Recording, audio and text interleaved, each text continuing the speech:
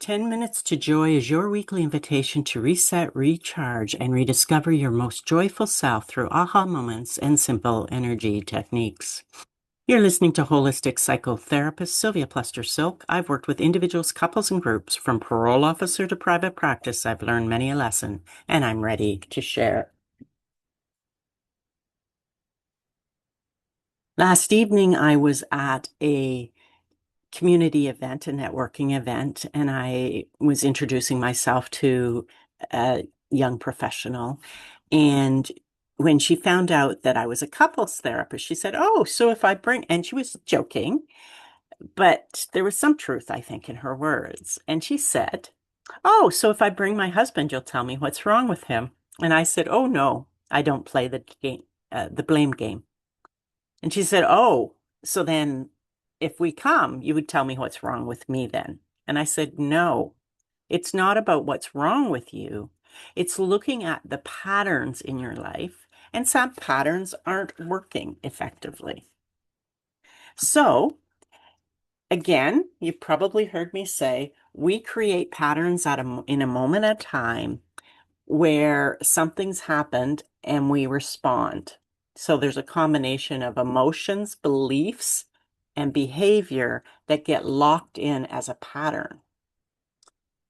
And we continue to play with that pattern and use that pattern as our operating system in that particular area in our lives until it's no longer effective. And patterns are usually subconscious. We're usually not fully conscious of them. And so it's not saying what you're doing wrong. It's talking about this pattern's no longer effective for you. It's just not working in your relationship. It's maybe not working at work or wherever. At some level, you know what's not working well in your life, but it doesn't mean you're wrong. It doesn't mean your partner's wrong. It means that it's time to release that pattern and fully let it go. So when I'm working with couples, I'm looking at what I call pattern interaction. So he does one thing, partner responds in a certain way. That creates this behavior, that creates that behavior. I'm being vague here. Let me see if I can pull up an example. Husband came home from work and is a little bit into himself, not saying much. Spouse says, "How was your day?" "Okay." That's all you get. Then spouse is like, "Oh, something's gone down, but they're not telling me about it." And so maybe they go into asking many, many questions, wanting to get to the bottom of what's really happening. Husband gets more and more irritated and frustrated. So let's break that little interaction down from patterns. So it's quite possible that the husband has just had a really stressful day and needs to process it personally to get through it. And he's learned through life that if he's feeling stressed or angry, that it's better to go inside himself and be silent than say it and hurt somebody. Spouse is going, "He's not telling me something. He's holding something from me. I need to get to the bottom of this." And perhaps that pattern is about people really early in her life not telling her what was going on in her life. And so she takes silence as a threat. Then she asks 1,000 questions, which husband then sees as intrusive and shuts down even further. So has anybody done anything wrong in this interaction? No, they've only operated from patterns that in that situation are causing stress instead of connection. It's a pattern of disconnection instead of connection. In their own ways, they're trying to connect, but the patterns that are showing up aren't connecting them.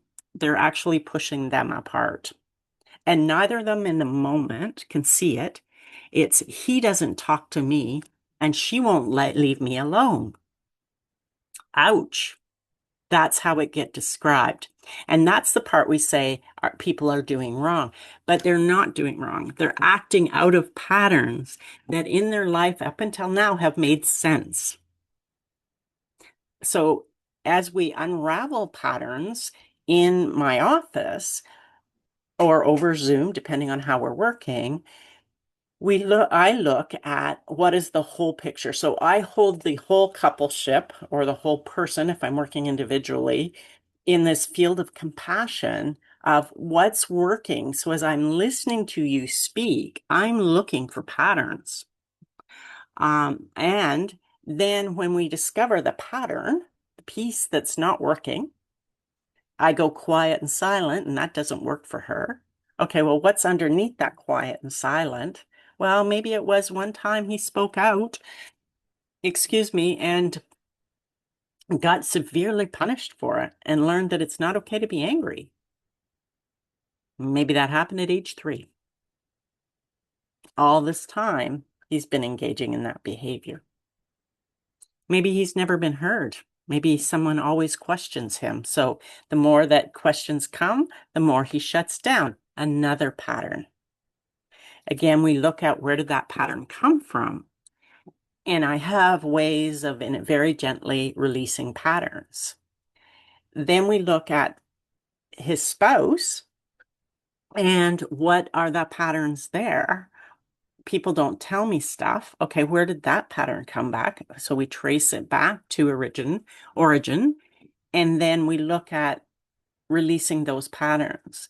We look at that in pattern that where I have to get to the bottom of everything because people don't tell me things. Well, maybe your husband isn't telling you things because he's just not ready yet to talk about it and needs some space to work through it in his own way. So I hope this example sort of illustrates how patterns can collide in relationships really easily. Sometimes people are too honest in relationships. Sometimes they're not honest enough. Sometimes something's said and it's taken out of context because it triggers a pattern. We can deny our patterns. We can deny patterns in other people we care about. And or we can see the problem is this person's pattern and we need to fix this pattern. And I've never seen it be one single pattern in a relationship. There's several patterns. So one person's too open and honest and says what they really think, and perhaps the other person has a pattern of denial or only seeing what they want to see in whatever's being discussed.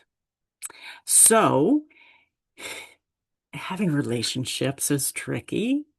Seeing yourself as wrong or having what you're doing wrong is very judgmental way of looking at it. We all make mistakes. We all say something or do something from our patterns that don't work. But it's learning to notice the patterns that we do repetitively that get not the great results we're looking for. And it's those patterns that we can shift. It's the stuff within yourself you do not like. It's the behavior you do. You don't understand why you're continuing to do it because you promised yourself and probably other people you won't do it anymore.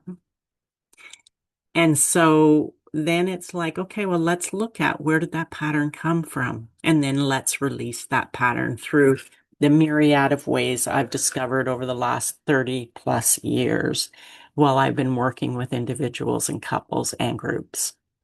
So it's really not what's wrong with you. It's what's not working effectively for you.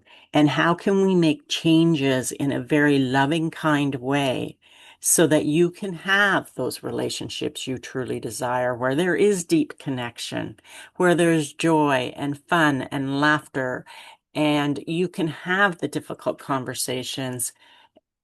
But because the patterns are out of the way, you can actually hear what each other is saying instead of having a reaction and hearing something that wasn't said at all.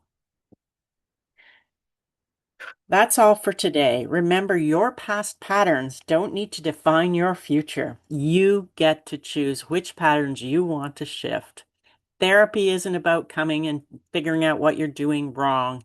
It's about helping you find new solutions to things that aren't currently working.